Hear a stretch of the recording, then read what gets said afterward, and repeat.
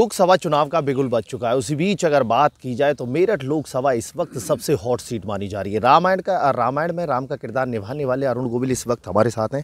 Sir, news one India पर आपका बहुत बहुत स्वागत है। किस तरह से आप इस चुनाव को चुनौती के रूप में देख रहे हैं या फिर किस तरह से देख रहे हैं मेरठ के चुनाव को?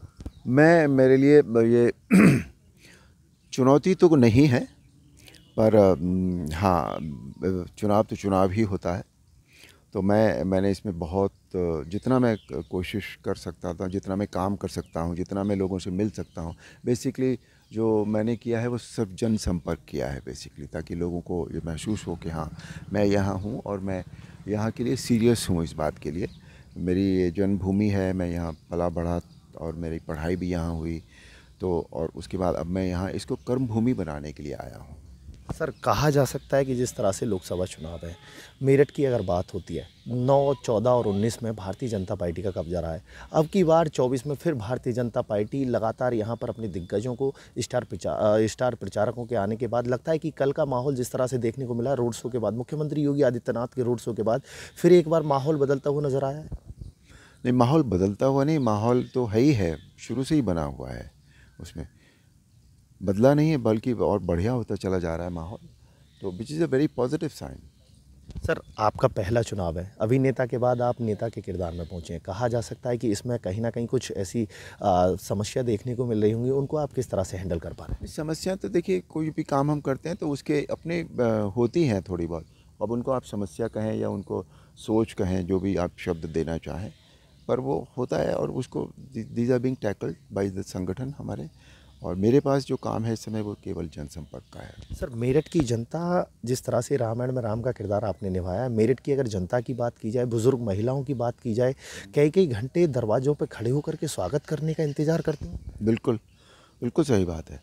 और महिलाएं इतनी इमोशनल हो जाती हैं मुझे देखकर, और अपने बच्चों को आशीर्वाद दिलवाना चाहती हैं।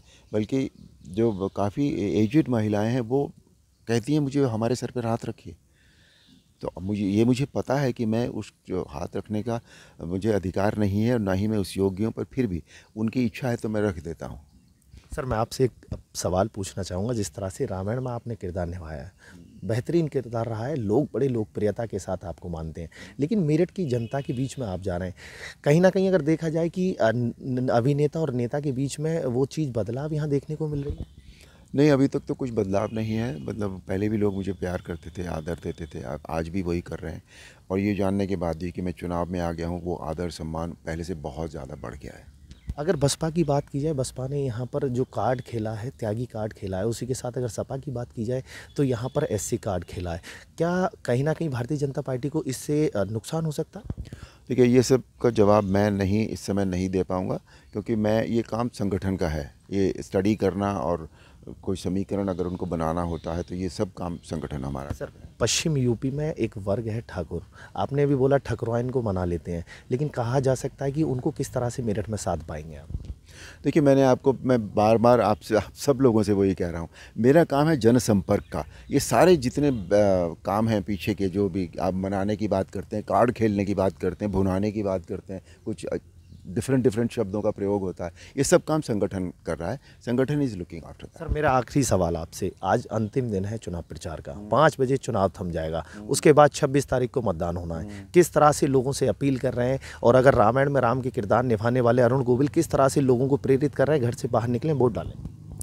नहीं, जो लोग मिलते हैं पर्सनली उनसे तो मैं कह ही रहा हूँ, मेरा बेसिक यही है कि वोट सबको डालना चाहिए। वोट आप अपनी पसंद से डालते हैं, आप भारतीय जनता पार्टी को वोट उन्हें डालना चाहिए, क्योंकि भारतीय जनता पार्टी ने जो देश के लिए किया है, जो नरेंद्र मोदी जी ने देश के लिए किया है, योगी जी ने प्रदेश के लिए किया है, वो अपने आप में बहुत अभूतपूर्व है, पहले कभी नहीं हुआ वो।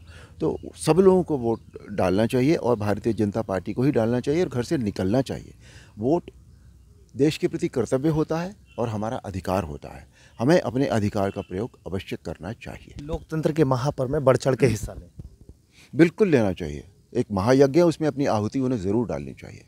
तो ये थे हमारे साथ मेरठ हापुड़ लोकसभा प्रत्याशी अरुण गोविल, जिन्होंने कहा है घर से निकल करके बढ़ चढ़ के हिस्सा लें। मेरठ से अतुल शर्मा की रिपोर्ट, न्यूज़ वन इंडिया।